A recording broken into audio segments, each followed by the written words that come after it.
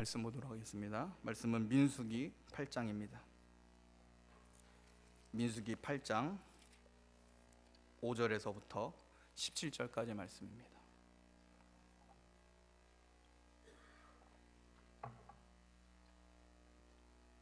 민수기 8장 5절에서부터 17절까지 우리 다 같이 한 목소리로 합독하도록 하겠습니다. 여호와께서 모세에게 말씀하여 이르시되 이스라엘 자손 중에서 레위인을 데려다가 정결하게 하라. 너는 이같이 하여 그들을 정결하게 하되 곧 속죄의 물을 그들에게 뿌리고 그들의 전신을 삭도로 밀게 하고 그 의복을 빨게 하여 몸을 정결하게 하고 또 그들에게 숫송아지 한 마리를 번제물로 기름 섞은 고운 가루를 그 소제물로 가져오게 하고 그 외에 너는 또 속송아지 한 마리를 속죄 제물로 가져오고 레위인을 회막 앞에 나오게 하고 이스라엘 자손의 온 회중을 모으고 레위인을 여호와 앞에 나오게 하고 이스라엘 자손이 그들에게 안수하게 한 후에 아론이 이스라엘 자손을 위하여 레위인을 흔들어 바치는 제물로 여호와 앞에 드릴지니 이는 그들에게 여호와께 봉사하게 하기 위함이라. 레위인으로 숫송아지들의 머리에 안수하게 하고 내가 그 하나는 속죄 제물로 하나는 번제물로 여호와께 드려 레위인을 속죄하고 레위인을 아론과 그의 아들들 앞에 세워 여호와께 요제로 드릴지니라. 너는 이같이 이스라엘 자손 중에서 레위인을 구별하라. 그리하면 그들이 내게 속할 것이라. 내가 그들을 정결하게 하여 요제로 드린 후에 그들이 회막에 들어가서 봉사할 것이니라. 그들은 이스라엘 자손 중에서 내게 온전히 드림받은 자라. 이스라엘 자손 중 모든 초태생 곧 모든 처음 태어난 자 대신 내가 그들을 취하였나니 이스라엘 자손 중에 처음 태어난 것은 사람이든지 짐승이든지 다 내게 속하였음이니라. 내가 애굽 땅에서 모든 처음 태어난 자를 치던 날에 그들을 내게 구별하였음이라. 아멘. 민수기 8장의 내용은 성막을 만들고 하나님 앞에 예물을 드리고 바치는 내용으로 시작이 됩니다. 특별히 이스라엘의 12지파장들은 성막 제사에 사용할 성물을 백성을 대표하여 예물을 바치는 모습을 보게 됩니다. 이는 하나님의 사역에 동참하고자 하는 갈망에서 비롯된 것입니다. 12지파장들이 하나님께 예물을 드릴 때 마음은 두렵고 떨림으로 하나님의 권위를 인정하며 드려진 상태에서 드려진 헌물입니다. 왜냐하면 예물을 바치라는 명령이 있기 전에 하나님께서는 시내산에서 하나님의 영광을 드러내 주셨습니다.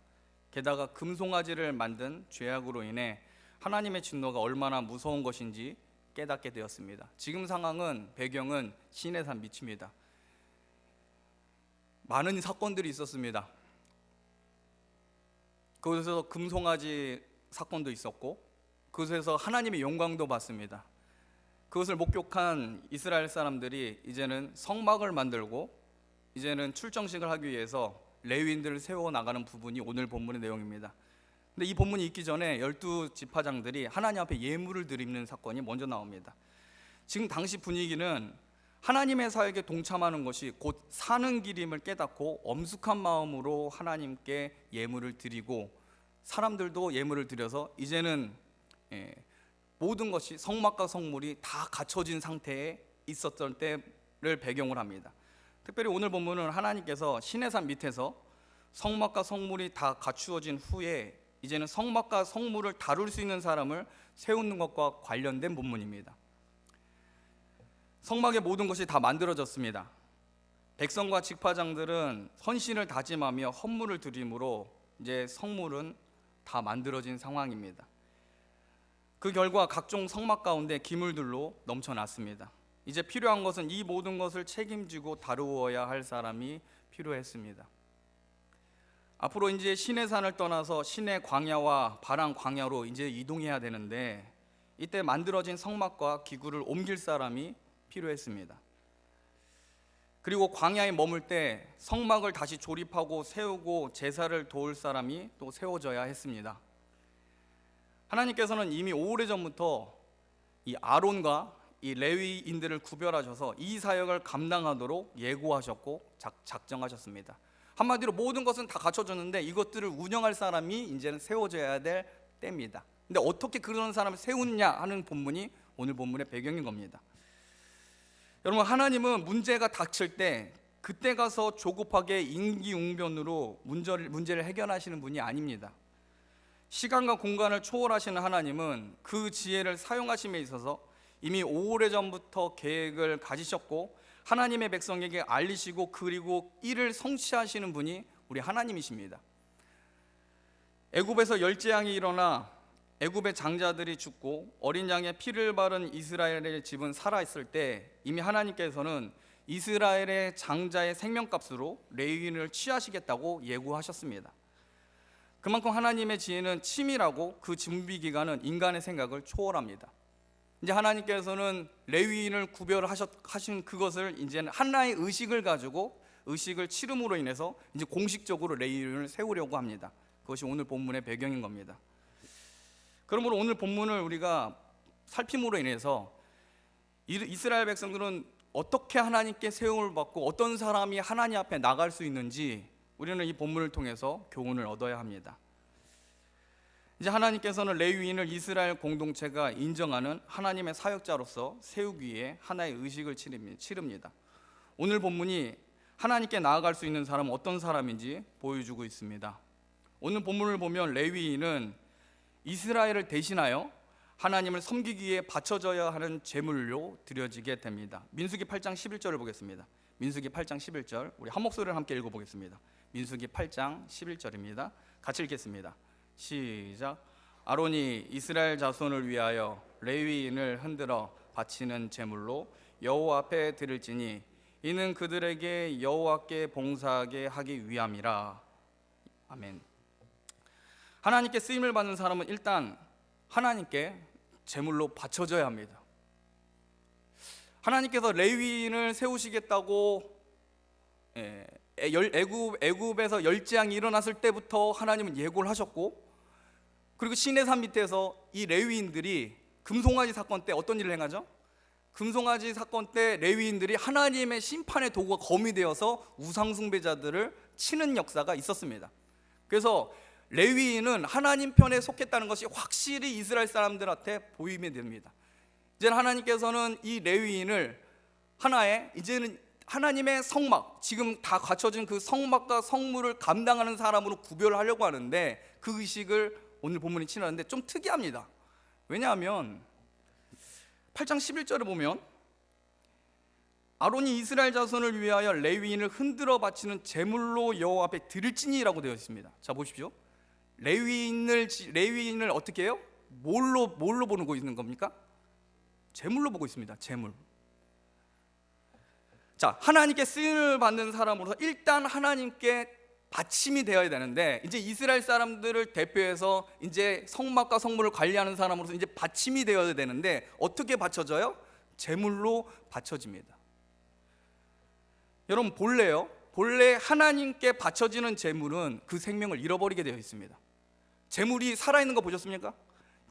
구약의 내용들을 자세히 보면 하나님께 받침이 되었다라는 것은 곧 뭐예요? 죽는 겁니다. 만약 어떤 사람이 죄를 범하면 그 사람은 소나 양이나 혹은 염소를 제물로 가지고 와서 자기의 죄를 대신해서 죽게 합니다. 그게 제물의 역할이죠. 이때 제물은 죄인을 대신해서 하나님 앞에 드려지는 제물로 받침이 되고 죽게 됩니다. 그런데 지금 하나님 앞에 드려지는 것은 뭐예요? 짐승이 아니라 뭐예요? 사람입니다. 레위인이요. 지금 하나님께서는 하나의 예식을 치르시는데 신기하게도 이 레위인을 하나의 제물로 보고 나에게 먼저 받침이 되게 하시고 나서 하나님의 일을 하도록 만드신다는 겁니다.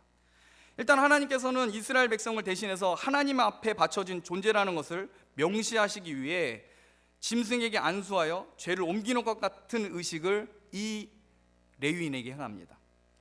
자, 민수기 8장 9절에서 10절을 보겠습니다. 민수기 8장 9절 10절 우리 한 목소리 한번 읽어보겠습니다. 8장 9절 10절 같이 읽겠습니다. 시작. 레위인을 회막 앞에 나오게 하고 이스라엘 자손의 온 회중을 모으고 레위인을 여호와 앞에 나오게 하고 이스라엘 자손이 그들에게 안수하게 한 후에 어떻게 합니까? 레위인을 회막 앞에 딱 세워놓고 이스라엘 사람들이 다 나옵니다. 그리고 어떻게 해요? 이스라엘 자손이 친히 누구에게? 레위인에게 안수를 합니다.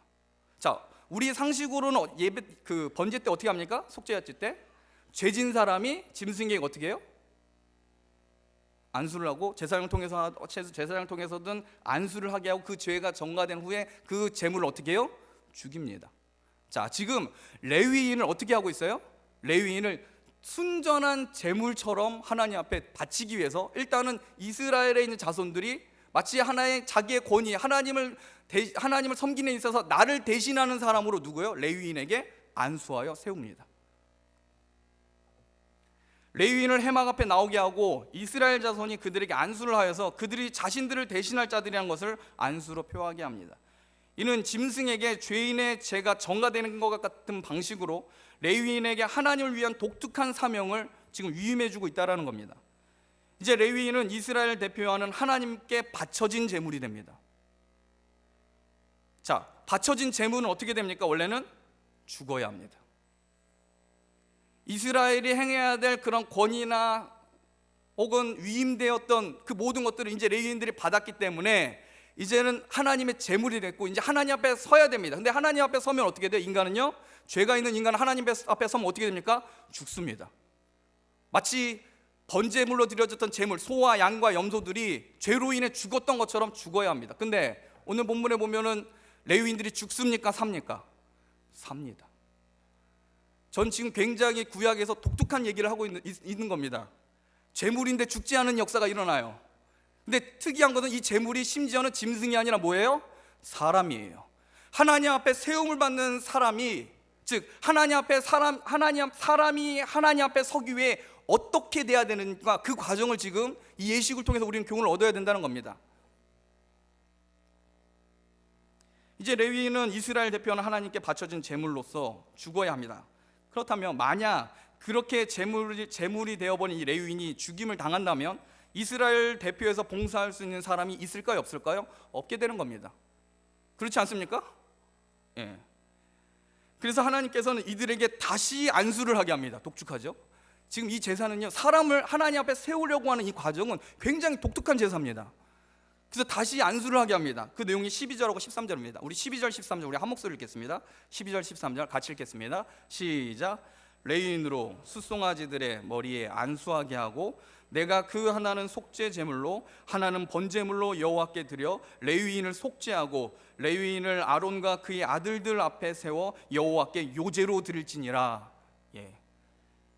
하나님 앞에 서는데, 즉 하나님 앞에서 봉사하는데 살아있는 제물로 남기 위해서는 이런 과정이 필요하다는 겁니다. 일단은 이스라엘 사람들을 대표하는 권위로 이 레위인들이 안수를 받고, 이제 이 레위인들은 어떤 존재예요? 여전히 죄가 있는 존재입니다. 이 죄가 있는 레위인들이 또한 다시 한번 하나님 앞에 서기 위해서 어떻게 해요? 어디에다 안수를 합니까? 짐승에게 안수를 합니다. 왜요? 죄 때문에. 그 죄를 그 짐승의 전가해서 하나는 속죄 제물로 하나는 번제물로 드리고 하나님 앞에 나아갑니다. 그리고 또 하나 놀라운 사실은 그 제물로 어떻게 합니까? 하나의 제사의 요소가 나오는데 어떻게 나오죠? 13절에 보니까 여호와께 뭘로 드려진대요? 뭘로 드려져요? 요제요. 요제가 뭡니까? 제물을 들고 흔드는 겁니다. 하나님 앞에 들림이 된다는 겁니다. 굉장히 특이한 제사입니다. 다른 제사들은 짐승이 죽고 끝나가지고 그걸 이게 처분하고 이렇게 뭐 나누고 뭐 이런 부분인데, 제물이 살아서 거룩하게 되고 죄가 속하게 되고 심지어는 거룩하신 하나님 앞에서 봉사하게 만드는 이 독특한 과정, 이 제물이 살아서, 제물이 뭐예요? 심지어 제물이 짐승이 아니라 사람인 상태에서 하나님 앞에 설 수 있는 존재, 그렇게 만들어지는 이 예식이 바로 오늘 우리가 보고 있는 제사의 의식입니다. 레위인은 숫송아지의 머리 안수함으로 속죄 제사를 드리게 합니다. 죄의 문제에 대해서 해결을 받게 된 후 독특한 제사법이 등장하게 되는데 그것이 바로 요제입니다. 요제란 제물을 흔들어 하나님 앞에 드리는 제사입니다. 속죄제로 바쳐진 제물을 하나님 앞에 흔들며 드리는데, 이때 바쳐진 레위인 지파는 죽임을 당하지 않고 살아있는 제물로서 하나님의 일을 수행하게 됩니다. 여러분, 레위인은 죽었습니까? 살았습니까? 살았습니까? 바쳐졌는데요? 자, 굉장히 여기서 우리는 굉장히 신약적인 의미, 구원이란 이런 거구나, 성도란 이런 거구나, 하나님 앞에 세움받는 우리들은 어떤 존재인구나, 여기서 우리는 굉장히 중요한 힌트를 받아야 됩니다. 자, 레위인은 죽었습니까? 살았습니까? 엄밀히 말해서 죽은 겁니다. 왜요? 하나님 앞에 바쳐졌으니까.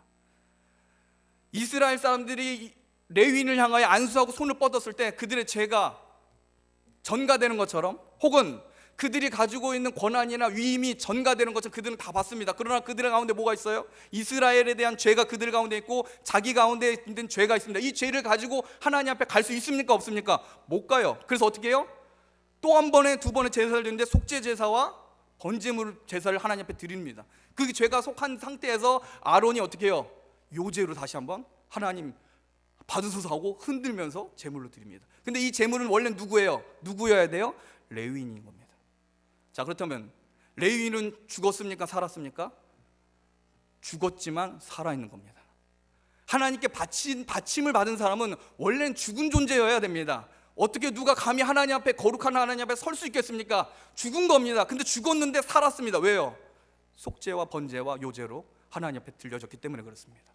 여러분, 이게 바로 복음의 정신이라는 겁니다. 여러분은 죽었습니까? 살았습니까? 여러분은 그리스도 안에서 옛사람과 옛 본성과 옛 생각들이 죽지 않으면 여러분들은 아직 하나님 앞에 받침이 된 게 아닙니다. 내가 하나님 앞에 세움을 받기 위하여 그리스도의 성전에 다가가면 다가갈수록 우리는요, 원래는 죄인된 우리들은 다 죽을 수밖에 없습니다. 어떻게 거룩한 하나님을 볼 수 있겠어요? 그런데 우리가 하나님 앞에 바쳐진 존재이기 때문에 여기 나올 수 있음을 믿으시길 바랍니다. 근데 죽었는데 우리는 살아있습니다. 왜요? 하나님 앞에 들려졌기 때문에. 이게 구약에서만 나온 얘기가 아니라 신약에서 나온 겁니다. 왜냐하면 여러분, 우린 여기서 신약을 발견해야 됩니다. 십자가가 발견되어져야 됩니다. 여기서 우리는 십자가의 구원의 원리를 발견하게 됩니다. 왜냐하면 여러분, 모든 인류가 죄를 지었기 때문에 하나님 앞에 서면 다 죽을 수밖에 없습니다. 죄의 문제가 해결되지 않고서는 하나님과 함께 살 수 없고 하나님의 일을 할 수도 없습니다. 그런데 예수님께서는 자기의 몸을 제물로 삼으시고 하나님께 친히 화목제물로 스스로 몸을 던지셨습니다. 그뿐만 아니라 하나님의 아들을 죽이는 원수들 앞에서 십자가에 들려주신 제물이 되심으로 하나님 앞에 바쳐진 자들이 살 수 있는 길을 여십니다. 여러분, 예수님께서 어디에 돌아가셨어요? 십자가에 달려 돌아가세요. 근데 놀라운 사실은 예수님께서 십자가에 달려 돌아가신 그 사건을 사도 요한은 뭐라고 얘기합니까? 예수님께서 들림 받으셨다라고 합니다. 하나님께서 이 땅 가운데 들려졌다라고 표현을 합니다. 이게 무슨 의미인지 아시겠습니까? 여러분, 요제가 어떻게 돼요? 하나님 앞에 들려져서 흔드는 내용들입니다. 우리 여기서 굉장히 중요한 의미를 가지게 됩니다. 예수님께서는 자기의 몸을 제물로 삼으시고 화목제물로 스스로 삼으실 뿐만 아니라 십자가에 들려짐으로 인해서 우리를 하나님 앞에 살아있는 제물로 만드셨습니다. 여러분, 이 사실을 믿으십니까? 하나님 앞에 우리를 세우시기 위해서 그분께서 이 구약에 있는 이 아름다운 하나님 앞에 살아갈 수 있는 방법을 보여준 레위인을 표현한 이 제사를 예수님께서 친히 세우심으로 인해서 우리도 하나님께 나아갈 수 있는 방법을 허락해 주셨다는 겁니다. 저와 여러분이 그리스도 안에 있다면 우리는 하나님 앞에 바쳐졌기에 죽은 자들입니다. 옛 본성과 옛 사람이 그리스도의 십자가 앞에서 지금 우린 죽은 존재들입니다. 대신 우리를 위해 들림 받으실 그 예수님 때문에 우리는 육체의 죽음을 받지 않고서도 살아있는 제물로 하나님께 쓰임을 받게 됩니다. 지금 여러분들이 레위인입니다. 우리 옆사람을 보면서 당신이 레위인입니다. 우리 같이 얘기해 주십시오.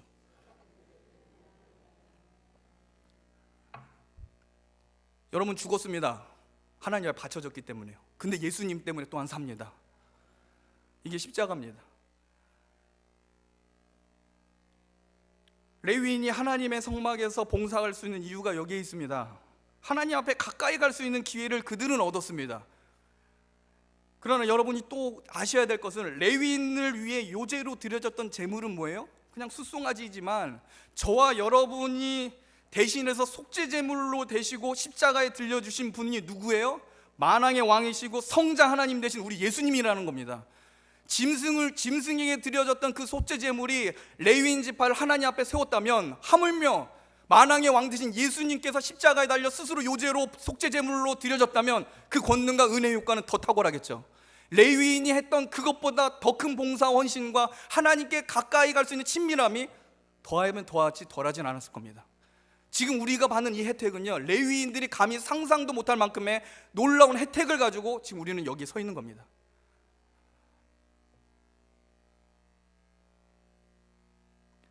레위인이 얻게 된 봉사의 직분보다 더 탁월하고 능력 있는 은혜의 효과가 지금 저와 여러분 가운데 머물러 있습니다.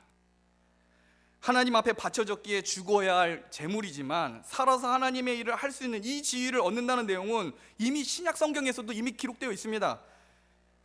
여러분, 이게 오늘 민수기에 나온 이 얘기가 단순히 구약에 있었던 하나님 앞에 봉사하는 사람들에 대한 어떤 특별한 의식이 아니라 이 내용이 이 정신이 신약에서도 흐르고 있다는 겁니다. 예수님께서 그렇게 하셨고 십자가를 통해서 그렇게 하셨고 또 그것에 대해서 누가 변증합니까? 사도 바울이 또 그걸 가리킵니다. 어디서요? 로마서 12장 1절에서요. 로마서 12장 1절에 이렇게 기록되어 있습니다. 여러분들이 너무나 잘 아는 말씀이지만 한 번 더 읽겠습니다. 제가 그러므로 형제들아, 내가 하나님의 모든 자비하심으로 너희를 권하노니 너희 몸을 하나님이 기뻐하시는 거룩한 산제물로 드리라. 이는 너희가 드릴 영적 예배니라 라고 되어 있습니다. 지금 우리가 보고 있는 민수기 8장에 있는 이 부분을 생각하시고 로마서 12장 1절의 사도 바울의 내용을 한번 대감아봐서 생각해 보십시오. 여러분, 산제물이 있을 수 있습니까? 없습니까? 살아있는 제물은 말이 안 되는 겁니다. 근데 사도 바울은 지금 뭘 얘기해요? 너희 몸이 뭐라는 거예요? 살아있는 제물이라 그럽니다. 레위인들이 하나님 앞에 산 제물이 되어서 하나님 앞에 세움받아서 봉사한 겁니다. 그들은 하나님 앞에 죽었지만 하나님께서 드려진 그 제물로 살아있는 존재로서 하나님께 봉사를 했다는 겁니다. 그러면 우리들도 어떤 존재예요? 그렇다는 겁니다. 그리스도 안에서 예수님께서 십자가에 달려 돌아가심으로 우린 죽었는데 살았다라는 겁니다. 죽었는데 살아서 지금 누굴 위해서 봉사를 하는 겁니까? 하나님을 위해서 봉사할 수 있는 자격을, 레위인보다 더 탁월한 자격을 지금 우리는 얻었다는 겁니다.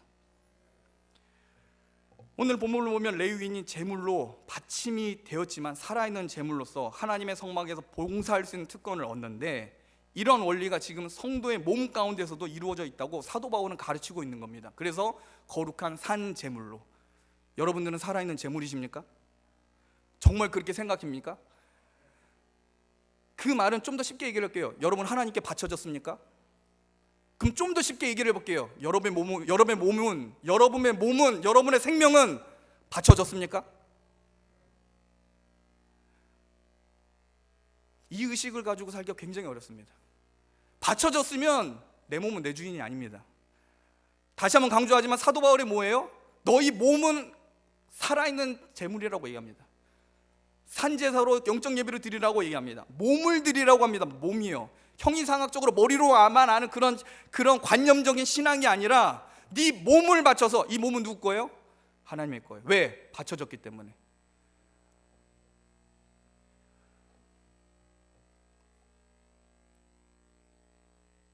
오늘 본문을 보면 레위인이 제물로 받침이 되었지만 살아있는 제물로 하나님 앞에 봉사하기는 특권을 얻습니다. 어떻게 제물이 살아있을 수 있습니까? 만약 제물이 살아있을 수 있다면 그 원리 속에는 오늘 우리가 다루는 이 속죄제와 요제라는 영적 원리가 있었다는 것을 우리는 염두에 둬야 합니다. 사도 바울은 너희 몸을 하나님이 기뻐하시는 거룩한 산제물, 살아있는 제물로 드리라고 할 때는 너희는 이미 그리스도의 피로, 예수 그리스도의 제물로, 그분의 놀라운 은혜의 효과로 너희는 이미 바쳐진 제물이라고 말하는 것과 동일합니다. 하나님 앞에 죽음으로 바쳐진 존재가 아니라 예수 그리스도의 속죄 제물로 거룩하게 된 살아있는 제물로서 우리는 성도라고 불려집니다. 십자가 틀에서 스스로 제물이 되시고 들려지신 우리 예수님 때문에 저와 여러분은 하나님께서 이름을 두신 교회 안에서 하나님의 영원한 봉사자로 구별된 직분을 얻었습니다. 이게 성도입니다. 우린 죽었지만 살아있습니다. 마치 레위인이 받침이 되었지만 살아서 성막에서 봉사한 것처럼 저와 여러분은 레위인보다 더 뛰어난 특권과 사명의식을 가지고 여기 세움받은 사람입니다. 그러므로 여러분이 하나님 앞에 바쳐진 존재라는 것을 잊어서는 안 됩니다.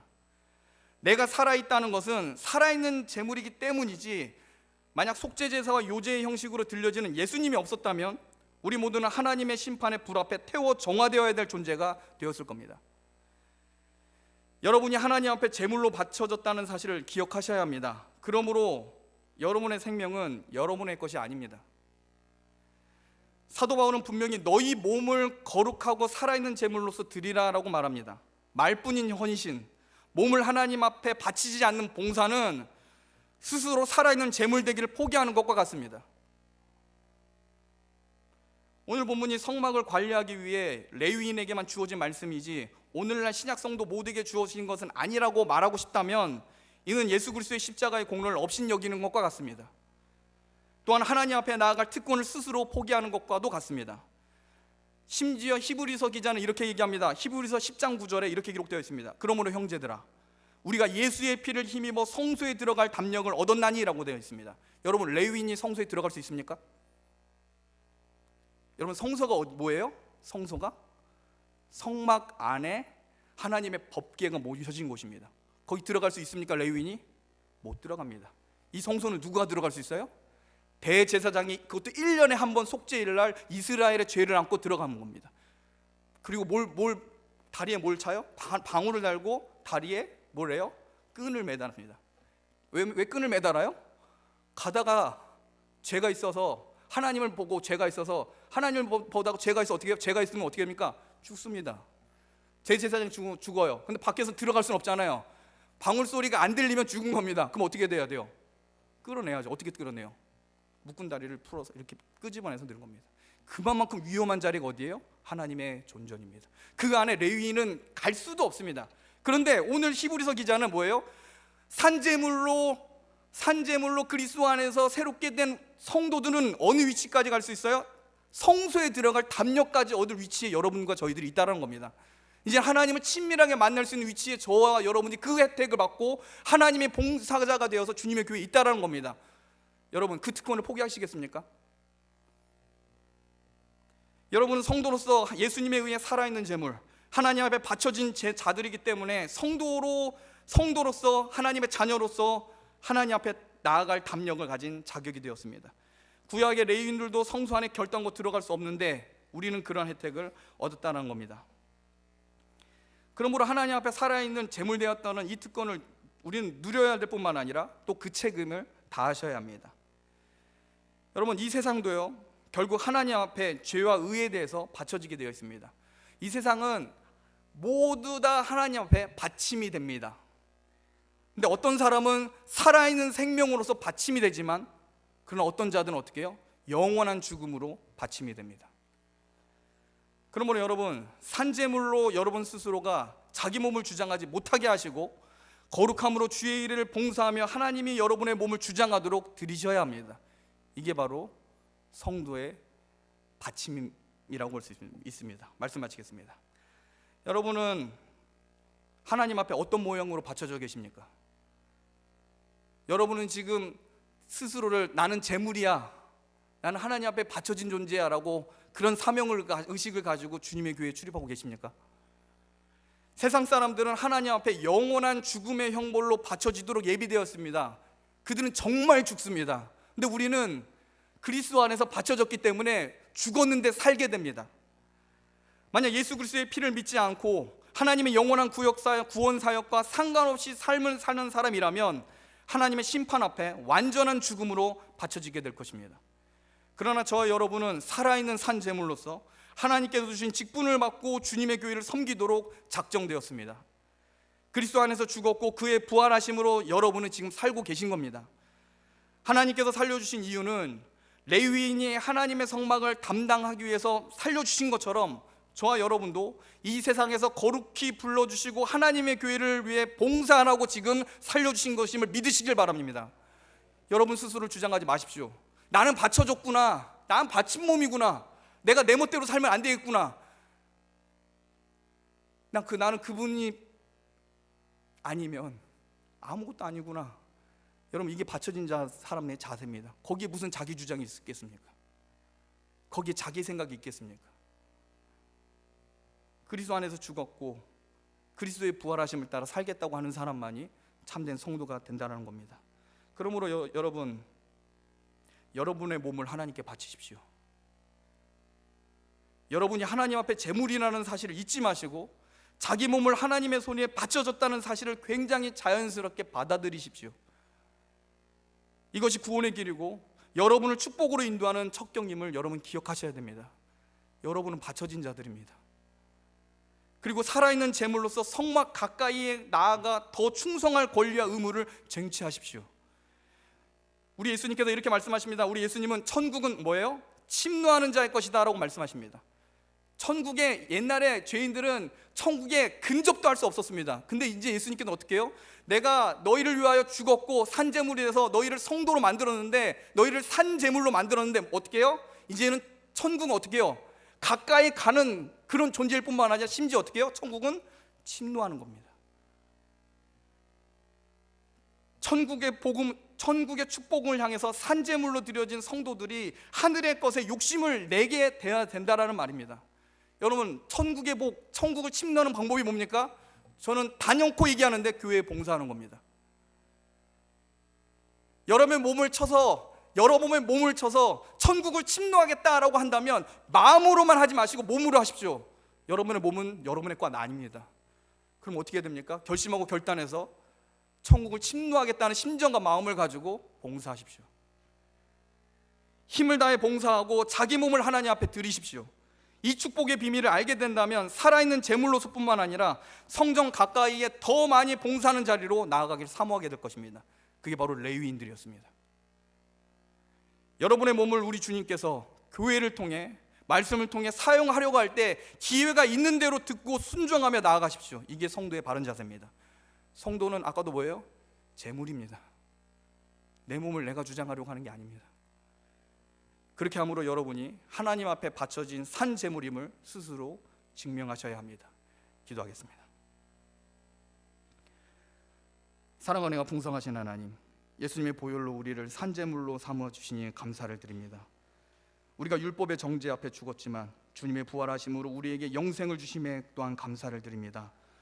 오늘날 생명의 복음을 믿지 못한 채 영원한 죽음을 향해 달려가는 세상 사람이 많이 있습니다. 크고 넓은 길로 나아가며 자기 몸을 주장하는 것을 기뻐하고 쾌락과 부정한 것들로 자기 몸을 채우고 있습니다. 주님, 그러한 가운데 우리를 성도로 부르시고 예수 그리스도를 믿음으로 하나님 앞에 나아갈 특권을 얻게 하셨사오니 참으로 감사를 드립니다. 이 크신 은혜의 혜택을 우리로 저버리지 않도록 하나님, 우리 심령과 마음을 굳세게 하여 주시옵소서. 특별히 하나님 앞에 바쳐진 살아있는 제물로서 살게 하여 주시되 자기를 주장하는 어리석은 제물이 되지 않게 하시고 자기 몸을 쳐 주님께 순복하게 하는 결심을 오늘도 하게 하여 주시옵소서. 특별히 주의 뜻을 드러내고 순복하게 하시기 위해 담임 목사님을 세우신 주님, 주를 경외하게 하는 말씀이 선포될 때마다 온유함과 겸손함으로 힘을 다해 순종하며 헌신하게 하시고 하나님 앞에 바쳐진 살아있는 제물임을 기뻐하고 그 흔적을 남기는 우리 모두가 되게 하여 주시옵소서. 또한 사랑하는 성도님들에게 천국을 사모하며 천국의 값진 것을 얻기 위해 봉사와 훈련의 자리를 하나님 사모하게 하여 주시고 주님이 계신 성소를 사랑하며 아끼고 헌신하는 기쁨의 마음을 하나님 허락하여 주시옵소서. 이로 인해 우리 외관교회 모든 성도들이 복을 누리며 하나님의 말씀이 흥왕케 되며 우리의 자녀들이 믿음의 유산을 받아 한반도 땅 가운데 영향력을 미치는 자들이 다 되게 하여 주시옵소서. 특별히 병중에 고생하는 성도들이 있사오니 하나님 치료의 손길로 낫게 하여 주시옵소서. 모든 주권과 모든 좋은 것이 오직 주님의 계획 속에 이루어질 줄 믿고 감사를 드리며 예수님의 이름으로 기도하옵나이다. 아멘. 교회 소식